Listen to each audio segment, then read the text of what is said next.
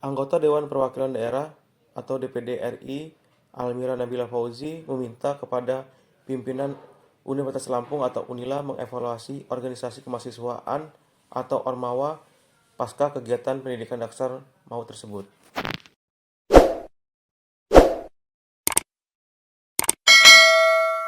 Pratama Wijaya menjadi korban pasca diksar mau tersebut.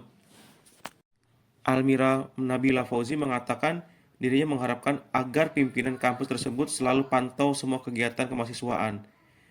Dirinya menduga diksar tersebut sudah turun-temurun, maka harus ada yang dihilangkan, yakni dugaan-dugaan tindakan kekerasan.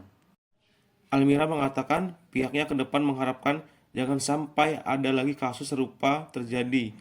Harus menjadi evaluasi secara menyeluruh oleh manajemen Unila tanpa terkecuali.